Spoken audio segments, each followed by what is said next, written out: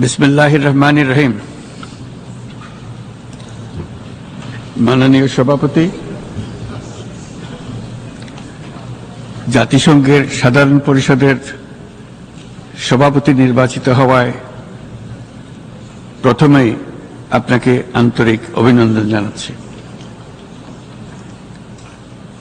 আমি আশ্বস্ত করছি যে আপনার এই দায়িত্ব পালনকালে বাংলাদেশ প্রতিনিধি দল আপনাকে পূর্ণাঙ্গ সহযোগিতা প্রদান করবে। জাতিসংঘের ম্যান্ডেটকে সমুন্নত রেখে বৈশ্বিক সংকট সমূহ নিরসনে মহাসচিব অ্যান্টোনিও গুতেরেসের দৃঢ় প্রতিজ্ঞ সাফল্যমণ্ডিত নেতৃত্বের জন্য তাকেও জানাই আন্তরিক সাধুবাদ। সামিট অব দ্য ফিউচার আয়োজনে আমি মহাসচিবের দূরদর্শী ভূমিকার বিশেষ প্রশংসা করছি। সম্মেলনে যে pact for the future and declaration on future generations সর্বসম্মতভাবে গৃহীত হয়েছে, তা এজেন্ডা 2030 পরবর্তী বৈশ্বিক উন্নয়ন কর্মপন্থা নির্ধারণে বিশেষ সহায়ক হবে বলে আমি মনে করি। বাংলাদেশ বিশ্বাস করে যে এই সম্মেলনের অর্জন বৈশ্বিক সমৃদ্ধি অর্জনের জন্য আমাদের সবার অভিপ্রায় ও সহযোগিতা কাঠামো প্রণয়নে দিক নির্দেশক হিসেবে কাজ করবে। এই জুলাই আগস্ট মাসে বাংলাদেশে যে যুগান্তকারী পরিবর্তন সংগঠিত হয়েছে তার প্রেক্ষিতেই আজ আমি বিশ্ব সম্প্রদায়ের এই মহান সংসদে উপস্থিত হতে পেরেছি। আমাদের গণমানুষের, বিশেষ করে তরুণ সমাজের অফুরন্ত শক্তি আমাদের বিদ্যমান রাষ্ট্র কাঠামো ও প্রাতিষ্ঠানিক আয়োজনগুলো আমূল রূপান্তরের এক নতুন সম্ভাবনার দ্বার উন্মোচন করেছে। আমাদের ছাত্র ও যুব সমাজের আন্দোলন প্রথম দিকে মূলত ছিল বৈষম্য বিরোধী আন্দোলন, পর্যায়ক্রমে তা গণ আন্দোলনের রূপ নিয়েছে। এরপর সারা পৃথিবী অবাক বিস্ময়ে দেখেছে কিভাবে সমগ্র বাংলাদেশের মানুষ একনায়কতন্ত্র, নিপীড়ন, বৈষম্য, অবিচার ও দুর্নীতির বিরুদ্ধে রাজপথ ও সামাজিক যোগাযোগের মাধ্যমে দৃঢ়ভাবে রুখে দাঁড়িয়েছিল। আমাদের ছাত্র জনতা তাদের অদম্য সংকল্প ও প্রত্যয়ের মাধ্যমে একটি স্বৈরাচারী ও অগণতান্ত্রিক শাসন ব্যবস্থা থেকে আমাদের মুক্তি এনে দিয়েছে। তাদের এই সংকল্পের মধ্যেই আমাদের দেশের ভবিষ্যৎ নিহিত।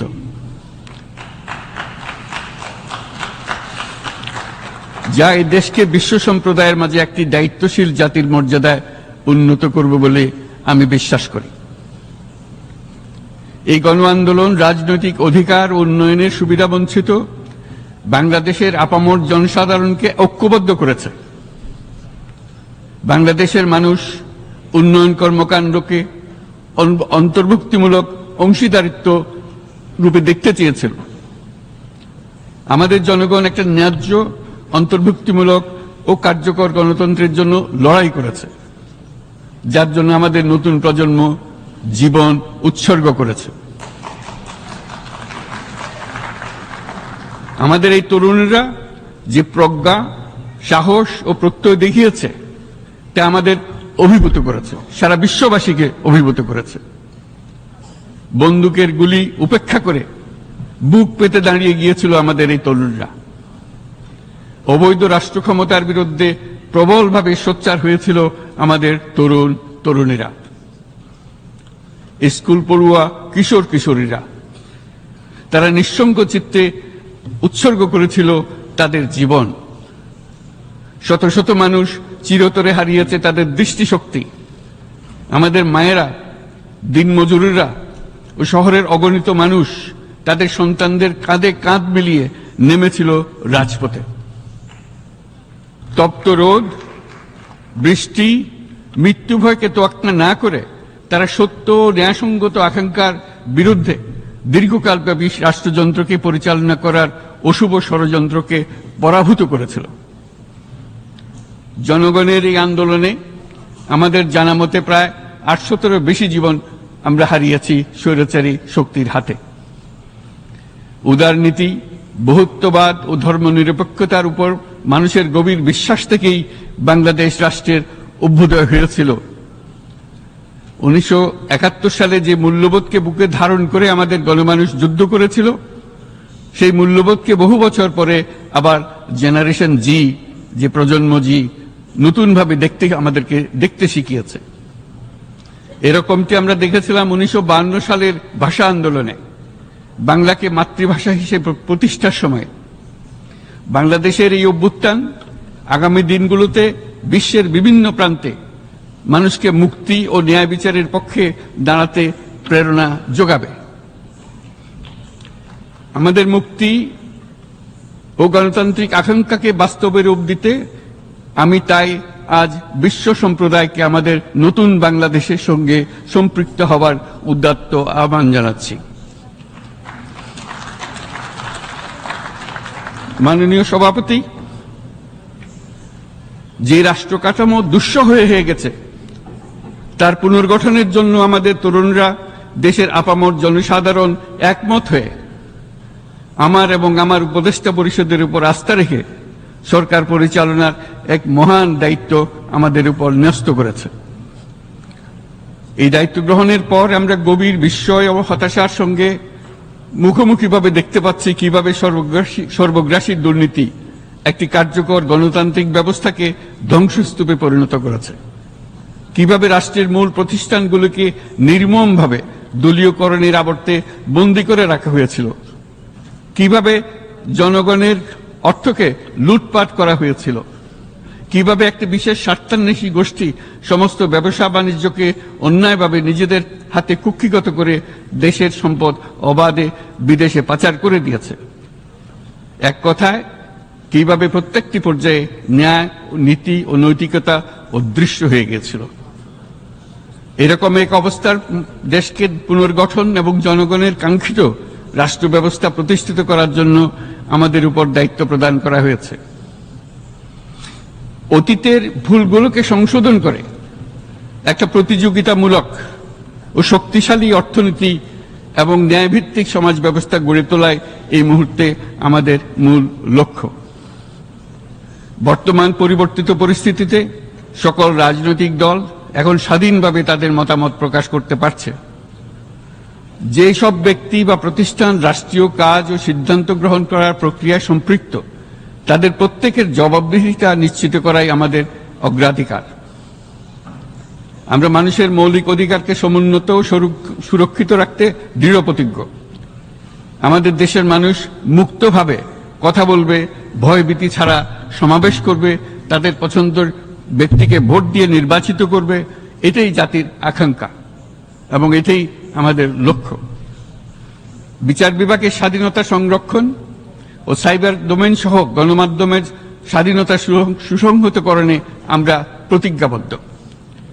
আমাদের একজন কৃষক বা একজন শ্রমিকের সন্তানও যেন সমাজের সর্বোচ্চ শিখরে পৌঁছতে পারে, সেই লক্ষ্যে বিশালকার অবকাঠামো নির্মাণের বদলে স্বাস্থ্য ও শিক্ষা খাতে বরাদ্দ বৃদ্ধির আমরা গুরুত্ব আরোপ করছি।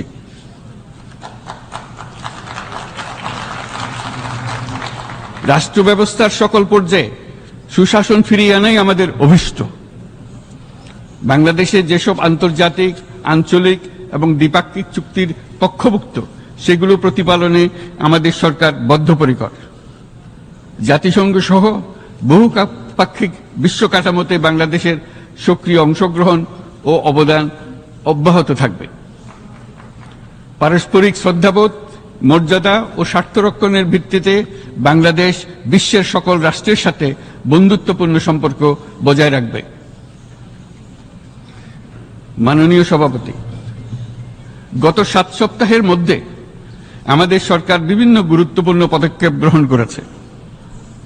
আমাদের অনুরোধে সাড়া দিয়ে জাতিসংঘের মানবাধিকার বিষয়ক হাই কমিশনার বাংলাদেশের গণ আন্দোলনকালে সংগঠিত মানবাধিকার লঙ্ঘনের বিষয়ে বিস্তৃত অনুসন্ধান এবং এইসব বিষয়ে ঘটনার পুনরাবৃত্তি রোধে পরামর্শ প্রদানের জন্য একটা ফ্যাক্ট ফাইন্ডিং কমিশন গঠন এবং তার কাজ শুরু করার জন্য দ্রুত বাংলাদেশে পাঠিয়ে দিয়েছে। আমি তাকে বাংলাদেশের পক্ষ থেকে অশেষ ধন্যবাদ জানাচ্ছি। দায়িত্বভার গ্রহণের 2 সপ্তাহের মধ্যে আমরা গুম প্রতিরোধে যে আন্তর্জাতিক কনভেনশন রয়েছে তাতে যোগদান করেছি।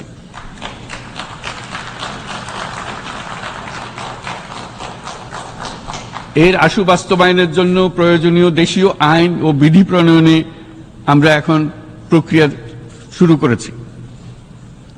বাংলাদেশে গত 1.5 দশকে যে সমস্ত গুমের অভিযোগ রয়েছে সেগুলো তদন্ত করার জন্য একটি তদন্ত কমিশন এই মুহূর্তে কর্মরত আছে।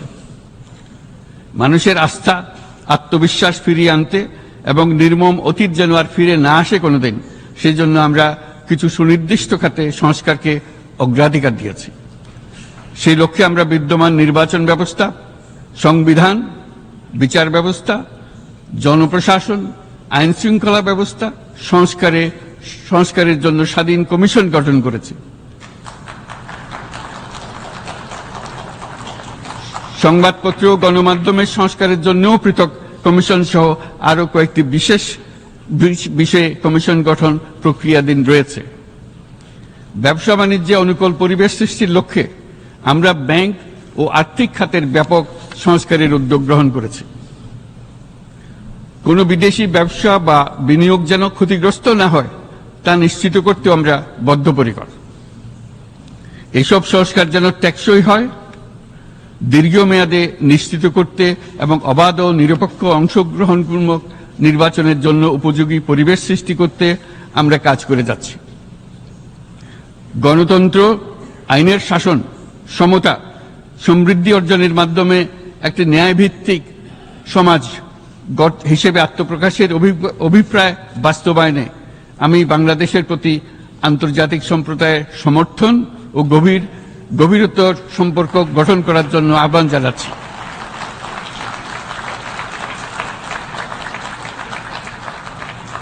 মাননীয় সভাপতি, বাংলাদেশ মনে করে যে শান্তি রক্ষা ও সংঘাত মোকাবেলা জনগণের সমৃদ্ধি নিশ্চিত করার মূল চালিকা শক্তি। সাম্প্রতিক বিপ্লবকালে আমাদের ইতিহাসের সবচেয়ে কঠিনতম সময়ে জনগণের মুক্তির আকাঙ্ক্ষা পূরণে তাদের পাশে দৃঢ়ভাবে দাঁড়িয়ে আমাদের সাহসী সশস্ত্র বাহিনী সমূহ আরও একবার শান্তির প্রতি তাদের অঙ্গীকার প্রমাণ করেছে।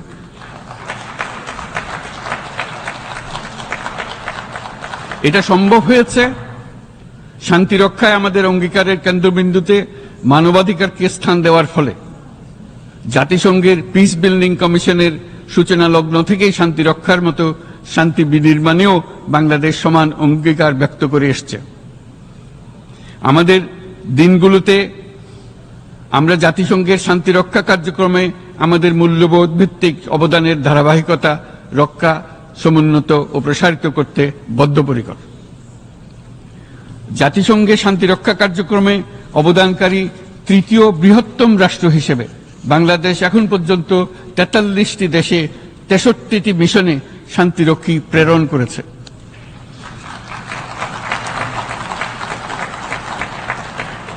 বসনিয়া থেকে শুরু করে কঙ্গো পর্যন্ত বিশ্বের বিভিন্ন প্রান্তে এসব মিশনে দায়িত্ব পালনকালে 168 জন বাংলাদেশি শান্তিরক্ষী নিজেদের জীবন বিসর্জন দিয়েছে। আমরা আশা করি যে কোনো অবস্থায় নানা প্রতিকূলতা সত্ত্বেও জাতিসংঘের ভবিষ্যৎ শান্তিরক্ষী কার্যক্রমগুলোতে বাংলাদেশের প্রতিরক্ষা বাহিনীর সদস্যরা একইভাবে অবদান রাখার সুযোগ পাবে।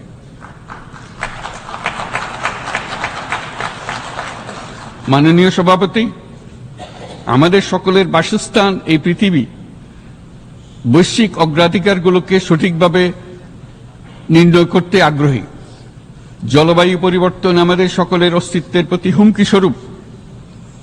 এই গ্রীষ্মে সর্বকালের রেকর্ড ভঙ্গকারী তাপদাহ আমাদের জলবায়ুজনিত পরিবর্তনের কথা স্পষ্টভাবে স্মরণ করিয়ে দিয়েছে। আমাদের যা প্রয়োজন তা হলো জলবায়ু সম্পর্কিত ন্যায় বিচার, যাতে করে দায়িত্বজ্ঞানহীন সিদ্ধান্ত, উদাসীন আচরণ কিংবা এর মাধ্যমে সাধিত ক্ষতির বিষয়ে যারা সংশ্লিষ্ট তাদের দায়বদ্ধ করা যায়। জলবায়ু পরিবর্তনজনিত দীর্ঘমেয়াদী প্রভাবগুলো অপূরণীয় ক্ষতির কারণ হয়ে দাঁড়িয়েছে। আমরা জীব বৈচিত্র্য হারিয়ে ফেলছি, প্যাথোজেনের পরিবর্তনের ফলে নতুন রোগ বাড়ছে, কৃষিক্ষেত্রে চাপ বাড়ছে ক্রমাগতভাবে, পানি সম্পদ ঝুঁকিতে ফেলছে আমাদের বাসযোগ্যতাকে, সমুদ্র পৃষ্ঠের উচ্চতা বৃদ্ধি এবং লবণাক্ততা আমাদের ক্ষতি করছে প্রতিনিয়ত। ঘূর্ণিঝড়ের সংখ্যা ও মাত্রা বৃদ্ধির কারণে যেই ক্ষতি হচ্ছে তাকে উপেক্ষা করার সুযোগ নেই। ক্ষুদ্র কৃষক, প্রান্তিক পর্যায়ে জীবিকা অন্বেষণকারীরা জলবায়ু পরিবর্তনজনিত ঝুঁকির মুখোমুখি হচ্ছে সবচেয়ে বেশি। আমি আজ এই বিশ্ব সভায় যখন কথা বলছি তখন বাংলাদেশের পূর্বাঞ্চলে 50 লাখেরও অধিক মানুষ তাদের জীবদ্দশায় হওয়া সবচেয়ে ভয়াবহ বন্যা মোকাবেলা করে যাচ্ছে। মহাসচিব গুতেরেস আমাদেরকে দেখিয়েছেন যে বিদ্যমান পরিক্রমা অব্যাহত থাকলে বিশ্বের গড় তাপমাত্রা 2.7 ডিগ্রি সেলসিয়াস বৃদ্ধির দিকে অগ্রসর হতে থাকবে। তাই বাংলাদেশের মতো জলবায়ু ঝুঁকিতে থাকা দেশগুলোতে অভিযোজনের জন্য ব্যাপক বিনিয়োগের আহ্বান জানাচ্ছি।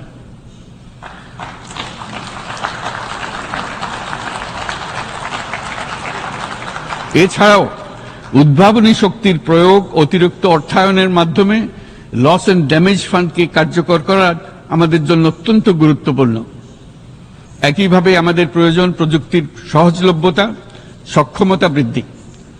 নির্দিষ্ট করে বললে আমাদের দরকার জীবন রক্ষাকারী প্রযুক্তি, বিশেষত কৃষি, পানি এবং জনস্বাস্থ্য খাতে, যেখানে ক্ষুদ্র ক্ষুদ্র উদ্ভাবন এবং সমাধানসমূহ ঝুঁকিতে থাকা জনগোষ্ঠীকে রক্ষা করতে পারে। জলবায়ু সংকটের মোকাবেলা এবং বৈশ্বিক অর্থনীতি সুসংহতকরণে আমাদের যুগপৎভাবে কাজ করতে হবে। বিশ্ব সম্প্রদায় এখন কার্বন মুক্ত পৃথিবী গড়ে তুলতে মনোযোগী হচ্ছে। বিশ্বের অধিকাংশ মানুষকে এই ধরনের পরিবর্তনের সুফলভোগী করতে হলে নেট জিরো পৃথিবীর দিকে আমাদেরকে অগ্রসর হতে হবে। বাংলাদেশের মতো দেশগুলোকে সাথে নিয়ে যেতে হবে। তা না হলে পারস্পরিক দায়িত্ববোধের মাধ্যমে পারস্পরিক সমৃদ্ধি অর্জনে আমাদের সার্বজনীন অঙ্গীকার পূরণে পিছিয়ে পড়ব আমরা। এই ক্ষেত্রে আমি বিশ্বাস করি সমগ্র বিশ্ব একসাথে 3-0 লক্ষ্য অর্জনের ধারণা বিবেচনা করে দেখতে পারে, যার মাধ্যমে আমরা শূন্য দারিদ্র, শূন্য বেকারত্ব এবং শূন্য নেট কার্বন নিঃসরণ অর্জন করতে পারি। যেখানে পৃথিবীর প্রতিটি তরুণ তরুণী চাকরি প্রার্থী না হয়ে বরং উদ্যোক্তা হিসেবে নিজেকে প্রতিষ্ঠিত করার সুযোগ পাবে। তারা যেন এই সম্পদের সীমাবদ্ধতা সত্ত্বেও নিজ নিজ সৃজনশীলতার বিকাশ করতে পারে, যেখানে একটি ব্যবসায়িক উদ্যোগ সামাজিক সুফল, অর্থনৈতিক মুনাফা এবং প্রকৃতির প্রতি দায়িত্বশীলতার মধ্যে একটি চমৎকার ভারসাম্য আনতে পারে, যেখানে সামাজিক ব্যবসার মাধ্যমে যে কোনো ব্যক্তি ভোগবাদী জীবনধারা থেকে উত্তরণ করে সামাজিক ও অর্থনৈতিক পরিবর্তনের সৃজনশীল শক্তি হিসেবে নিজেকে প্রতিষ্ঠিত করতে পারে।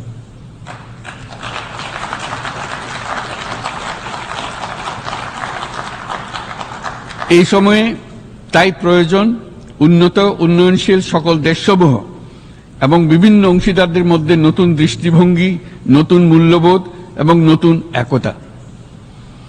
সামগ্রিকভাবে এই লক্ষ্য অর্জনে জাতিসংঘ ব্যবস্থা, জাতীয় আঞ্চলিক পর্যায়ে সরকারসমূহ, সকল ব্যবসা প্রতিষ্ঠান, বেসরকারি অংশীজন এবং দাতব্য সংস্থাগুলোকে একসঙ্গে কাজ করতে হবে। আমাদের অর্থনৈতিক কাঠামোতে সামাজিক ব্যবসাকে স্থান দিলেই নিচের অর্ধেকাংশ মানুষের জীবনে তা বিরাট পরিবর্তন আনতে পারে।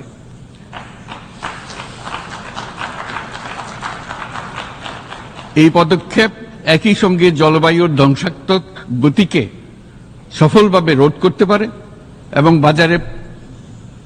বাজার ব্যবস্থার মাধ্যমেই এই মীমাংসা হতে পারে। এ বিষয়ে আমি মহাসচিব গুতেরেসের বিশেষ দৃষ্টি আকর্ষণ করছি। মাননীয় সভাপতি, বহুমুখী সংকটে জর্জরিত বর্তমান বিশ্বে যুদ্ধ এবং সংঘাতের ফলে ব্যাপক ভিত্তিতে মানুষের অধিকার খর্ব হচ্ছে। বিশ্ববাসীর উদ্বেগ এবং নিন্দা সত্ত্বেও গাজায় গণহত্যা থামছে না।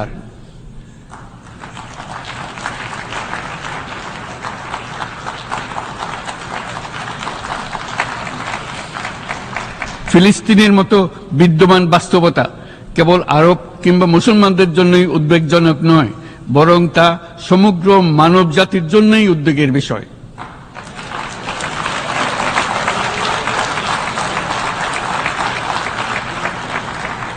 একজন মানুষ হিসেবে প্রত্যেক ফিলিস্তিনির জীবন অমূল্য।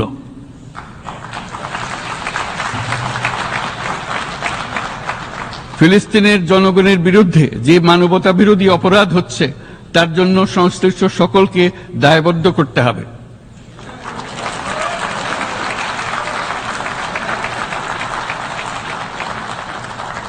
ফিলিস্তিনের জনগণের উপর চলমান নৃশংসতা, বিশেষত নারী এবং শিশুদের সাথে প্রতিনিয়ত যে নিষ্ঠুরতা বিশ্ব দেখাচ্ছে, তা থেকে নিস্তারের জন্য বাংলাদেশ অনতিবিলম্বে সম্পূর্ণ যুদ্ধবিরতির আহ্বান জানাচ্ছে।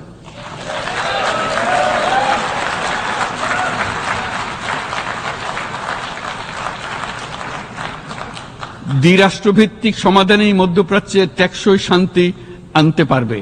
তাই জাতিসংঘ সহ আন্তর্জাতিক সম্প্রদায়ের সকলকে এর বাস্তবায়নের জন্য এখনই উদ্যোগ নিতে আহ্বান জানাচ্ছি।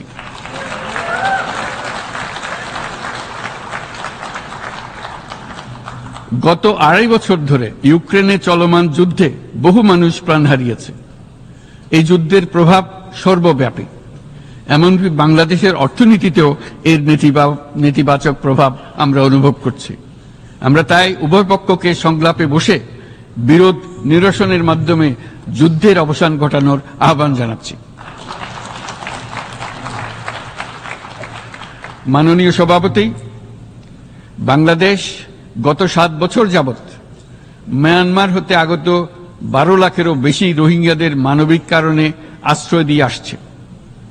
এর ফলে আমরা বিরাট সামাজিক, অর্থনৈতিক, পরিবেশগত ক্ষতির সম্মুখীন হচ্ছি। মায়ানমারের অভ্যন্তরীণ সমস্যা থেকে সৃষ্ট এই সংকট বাংলাদেশ ও আমাদের অঞ্চলের জন্য প্রথাগত ও অপ্রথাগত উভয় ধরনের নিরাপত্তা ঝুঁকির কারণ হয়ে দাঁড়িয়েছে।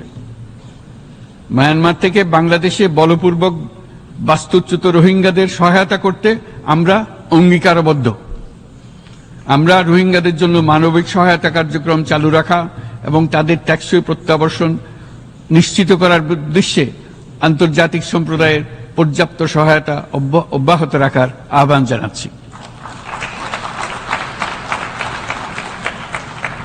রোহিঙ্গাদের সাথে সংগঠিত হওয়া ব্যাপক ভিত্তিক মানবাধিকার লঙ্ঘনের জন্য আন্তর্জাতিক বিচার আদালত এবং আন্তর্জাতিক অপরাধ আদালতে চলমান বিচার প্রক্রিয়ার মাধ্যমে ন্যায় বিচার নিশ্চিত করাও সমানভাবে গুরুত্বপূর্ণ।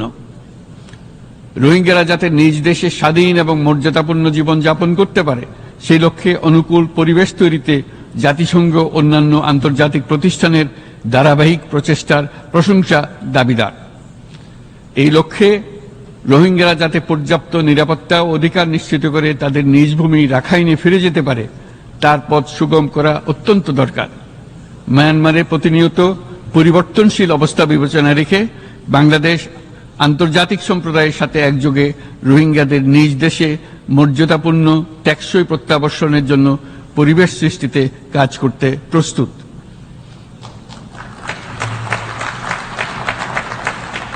মাননীয় সভাপতি, রাজনৈতিক মুক্তি এবং সামাজিক অর্থনৈতিক জাগরণ ব্যতীত শান্তি ও নিরাপত্তা নিশ্চিতে সাফল্য অর্জন করা সম্ভব নয়।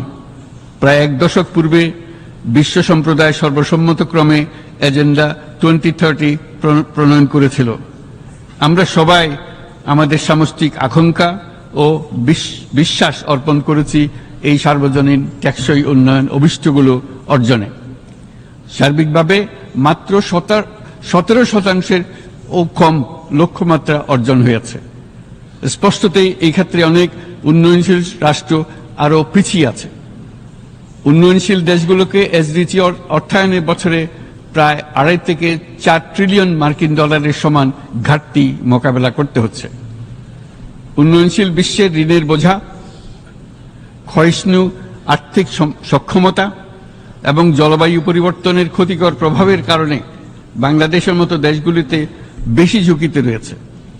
আমরা আশা করি উন্নয়নের জন্য অর্থায়ন সংক্রান্ত চতুর্থ আন্তর্জাতিক সম্মেলনে এই ধরনের জটিল এবং কাঠামোগত সমস্যাগুলোর দিকে নজর দেওয়া হবে। বহুপাক্ষিক আর্থিক প্রতিষ্ঠানগুলোকে এমন অভিন্ন লক্ষ্যে নিয়ে যাওয়ার কাজ করতে হবে যাতে সকল রাষ্ট্র সমানভাবে সম্পদ ও সুযোগের ব্যবহার করতে পারে। তারা নিজেদের কর্মসূচিতে সামাজিক ব্যবসাকে গুরুত্বপূর্ণ ভূমিকা দিতে পারে, যাতে নিম্ন আয়ের দেশগুলোর বাস্তবতাকে বিশেষভাবে মোকাবেলা করা যায়, যা ব্যবসায়ী উদ্যোগ এবং ব্যক্তির সৃজনশীলতাকে উদ্বুদ্ধ করে, যা বঞ্চিত জনগোষ্ঠীকে বিশালভাবে সহায়তা করে। এই ক্ষেত্রে অবৈধ অর্থের প্রবাহ এবং উন্নয়নশীল দেশগুলো থেকে সম্পদ পাচার বন্ধ করা অত্যন্ত আবশ্যক। উন্নয়নশীল দেশগুলো থেকে পাচার হয়ে যাওয়া সম্পদ ফেরত আনার জন্য আন্তর্জাতিক সহযোগিতা জোরদার করতে হবে। আমরা আশা করি কর ফাঁকি রোধে আন্তর্জাতিক কর কনভেনশন অতি শীঘ্রই গৃহীত হবে। মাননীয় সভাপতি, আমরা যে নিবিড়ভাবে সংযুক্ত বিশ্বে বসবাস করছি, সেখানে অভিবাসন এবং মানুষের অবাধ প্রবাহ এক অলঙ্ঘনীয় বাস্তবতা। বাংলাদেশী নাগরিকরা প্রতিনিয়ত বিভিন্ন দেশে অভিবাসী হিসেবে যাচ্ছেন। তারা বিভিন্ন দেশে তাদের কর্মসংস্থানের সন্ধানে আছেন। বিশ্বের বিভিন্ন প্রান্তে এই মুহূর্তে প্রায় 1.5 কোটি প্রবাসী বাংলাদেশী আছেন। সকলের জন্য অভিবাসনের উপযোগিতা নিশ্চিত করতে বিশ্ব সমাজকে নিরাপদ, সুশৃঙ্খল এবং নিয়মিত মর্যাদাপূর্ণ অভিবাসনের পথ সুগম করতে হবে। আন্তর্জাতিক সম্প্রদায়কে অভিবাসীদের মানবাধিকার এবং তাদের প্রতি মানবিক আচরণ নিশ্চিত করতে হবে। অভিবাসনের উপর 2018 সালে যে গ্লোবাল কম্প্যাক্ট অন মাইগ্রেশন গৃহীত হয়েছে, তার পূর্ণ বাস্তবায়নে বাংলাদেশ প্রতিশ্রুতিবদ্ধ এবং একই সাথে অনিরাপদ অভিবাসন রোধেও আমরা বদ্ধপরিকর। মাননীয় সভাপতি, প্রতি বছর প্রায় 25 লক্ষ তরুণ তরুণী বাংলাদেশের শ্রমবাজারে যুক্ত হচ্ছেন। বাংলাদেশের বিপুল জনশক্তির প্রায় 2/3 তরুণ। এই জনশক্তিকে বর্তমান ও আগামীর জন্য গড়ে তোলা বাংলাদেশের জন্য একটা বড় চ্যালেঞ্জ।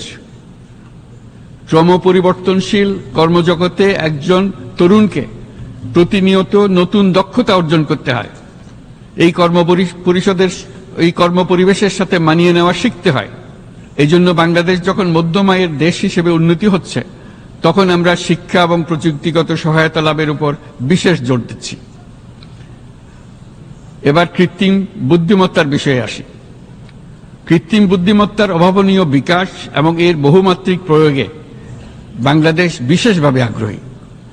আমাদের তরুণ সমাজ জেনারেটিভ আর্টিফিশিয়াল ইন্টেলিজেন্সের সম্ভাবনা নিয়ে উচ্ছ্বসিত। একজন বিশ্ব নাগরিক হিসেবে তারাও চায় নতুন পৃথিবীতে নিয়োজিত হতে, কর্মক্ষম হিসেবে নিজেকে গড়ে তুলতে। বাংলাদেশের মতো বৃহৎ তরুণ জনগোষ্ঠীর দেশ যাতে কৃত্রিম বুদ্ধিমত্তার প্রয়োগজনিত অর্জিত সুফল থেকে পিছিয়ে না পড়ে, বিশ্ব সম্প্রদায়কে তা নিশ্চিত করতে হবে। একই সঙ্গে নিশ্চিত করতে হবে যেন কৃত্রিম বুদ্ধিমত্তার কারণে কর্মক্ষেত্রে মানুষের চাহিদা ক্রমাগতভাবে সংকুচিত হয়ে না যায়। এই প্রসঙ্গে আমি উল্লেখ করি যে আমরা ভিন্ন একটা ইন্টেলিজেন্স, অটোনোমাস ইন্টেলিজেন্স, অর্থাৎ যে কৃত্রিম বুদ্ধিমত্তা নিজেই নিজের কৃত্রিম বুদ্ধিমত্তাকে সম্প্রসারিত করতে পারে মানুষের কোনো হস্তক্ষেপ ছাড়াই, তার ব্যাপারে আমরা বৈজ্ঞানিকদের দৃষ্টি আকর্ষণ করতে চাই। তারা যেন এই ক্ষেত্রে অগ্রসর হওয়ার আগে মানুষের উপরের প্রভাব সম্বন্ধে নিশ্চিত হয়ে অগ্রসর হন। আমাদের ধারণা অটোনোমাস ইন্টেলিজেন্স মানুষের অস্তিত্বকে বিপন্ন করে তুলতে পারে, কাজে এই ব্যাপারে আমাদের সম্পূর্ণ সজাগ থাকতে হবে। মাননীয় সভাপতি, আমাদের আসলে দরকার নতুন ধরনের সহযোগিতা কাঠামো, যেখানে বৈশ্বিক ব্যবসা ও জ্ঞানের অধিকারী গোষ্ঠী মানুষের চাহিদাগুলোকে যথাযথভাবে অনুধাবন করবে। আন্তর্জাতিক সহযোগিতার মাধ্যমে উন্নয়নশীল দেশগুলোর জন্য এমন একটি রূপান্তরকারী ব্যবস্থা তৈরি করতে হবে যা কর্মসংস্থান, আর্থসামাজিক প্রতিকূলতা বা জীবিকার জন্য যুৎসয় সমাধান নিশ্চিত করবে। মাননীয় সভাপতি, আমাদের প্রচেষ্টা, সক্ষমতা এবং সম্পদ একত্রীকরণের মাধ্যমে সকলের সামর্থ্য, উদ্ভাবনী শক্তি এবং সমৃদ্ধিকে কাজে লাগাতে হবে। আর্থসামাজিক উন্নয়ন এবং জলবায়ু সহনশীলতা নিয়ে আমরা প্রতিনিয়ত যে প্রতিকূলতার সম্মুখীন হচ্ছি, সম্মিলিত উদ্যোগের মাধ্যমে তার মোকাবেলা করতে হবে। বৈশ্বিক দক্ষিণের দেশগুলোকে অনন্য অর্থনৈতিক এবং সামাজিক প্রেক্ষাপটে দক্ষিণ দক্ষিণ এবং ত্রিভুজীয় সহযোগিতা এই ক্ষেত্রে বিশেষভাবে সহায়ক হতে পারে বলে আমি মনে করি। বৈশ্বিক দক্ষিণের আওয়াজকে বিশ্বব্যাপী জোরালোভাবে তুলে ধরার জন্য প্রয়োজন সম্মিলিত উদ্যোগ। সেজন্য বৈশ্বিক এজেন্ডা প্রণয়ন ও বাস্তবায়ন নিশ্চিত করতে বৈশ্বিক দক্ষিণের দেশগুলোর মতামতকে যথাযথ গুরুত্বের সাথে বিবেচনা করতে হবে। জনাব সভাপতি, কোভিড অতিমারির অভিজ্ঞতায় আমরা দেখেছি জনস্বাস্থ্যে ব্যাপক বিনিয়োগ কতটা গুরুত্বপূর্ণ হতে পারে। বিশ্ব স্বাস্থ্য সংস্থায় বৈশ্বিক অতিমারি চুক্তির চলমান আলোচনায় বাংলাদেশ নেতৃত্ব প্রদান করে চলেছে। আমরা চাই কার্যকর আন্তর্জাতিক সহযোগিতা, জনস্বাস্থ্য ব্যবস্থায় অর্থায়ন, প্রযুক্তি হস্তান্তর, গবেষণা ও উন্নয়ন, ভ্যাকসিন থেরাপিউটিক্সের উৎপাদন বহুমুখীকরণ এবং সকল ভ্যাকসিনকে মেধাস্বত্ব অধিকার মুক্ত ঘোষণা করার ব্যাপারে ঐক্যমত্য গঠন। অসংক্রামক রোগসমূহের বিরুদ্ধে লড়াইয়ে এই বিষয়গুলি অত্যন্ত গুরুত্বপূর্ণ। জনাব সভাপতি, এবছর আমরা জাতিসংঘের সাথে বাংলাদেশের অংশীদারিত্বের সুবর্ণ জয়ন্তী উদযাপন করছি। গত 50 বছর ছিল আমাদের জন্য একটা পারস্পরিক শিক্ষণীয় সম্মিলিত যাত্রা। সীমিত উপায়ে বাংলাদেশ বৈশ্বিক শান্তি ও নিরাপত্তা, ন্যায়, সমতা, মানবাধিকার প্রতিষ্ঠায় ধারাবাহিকভাবে অবদান রেখে আসছে। আমাদের সমন্বিত প্রয়াসের পেছনে আছে সত্যিকার অর্থে একটি নিয়মভিত্তিক বৈশ্বিক ব্যবস্থা গড়ে তোলা। এই প্রসঙ্গে উদাহরণ হিসেবে আমি স্মরণ করছি 1999 সালে জাতিসংঘ সাধারণ পরিষদে ক্ষুদ্র ঋণের উপর গৃহীত রেজুলেশনের কথা। সেই সময় জাতিসংঘ 2005 সালকে ইয়ার অফ মাইক্রোক্রেডিট ঘোষণা করেছিল, যার ফলে ক্ষুদ্র ঋণ বিশ্বব্যাপী সম্প্রসারিত হবার সুযোগ পেয়েছিল। একই সময়ে বাংলাদেশের উদ্যোগে গঠিত হয়েছিল ফ্রেন্ডস অব মাইক্রোক্রেডিট। 2001 সাল থেকে সাধারণ পরিষদে কালচার অফ পিস সংক্রান্ত বাৎসরিক যে রেজলিউশন গৃহীত হয়ে আসছে, বা নিরাপত্তা পরিষদে নারী, শান্তি ও নিরাপত্তা সংক্রান্ত যে 1325 নম্বর রেজলিউশন গৃহীত হয়েছিল, তা বাংলাদেশের বিশ্বজনীন উদ্যোগগুলোর প্রতিফলন এবং অবদান। মাননীয় সভাপতি, আজ এই মহান বিশ্বসভায় বিশ্ব নেতৃবৃন্দের উপস্থিতিতে প্রতিধ্বনিত হচ্ছে শান্তি, নিরাপত্তা, ন্যায় বিচার প্রতিষ্ঠা এবং সম্পদের সুষম বন্টনের মাধ্যমে সকলের অন্তর্ভুক্তি নিশ্চিত করার আহ্বান। সদস্য রাষ্ট্র হিসেবে আমাদের প্রত্যেককে আজ গভীরভাবে অনুধাবন করতে হবে কিভাবে আমরা নারী, পুরুষ সকলের জন্য ও আগামীর দিনগুলোতে উদ্যোক্তা হবার সমান সুযোগ সৃষ্টি এবং তাদের ক্ষমতায়ন নিশ্চিত করতে পারি। সকল বৈশ্বিক সমস্যার সমাধানের জন্য আমাদের সবার হাতে যথেষ্ট সক্ষমতা, সম্পদ এবং উপায় রয়েছে।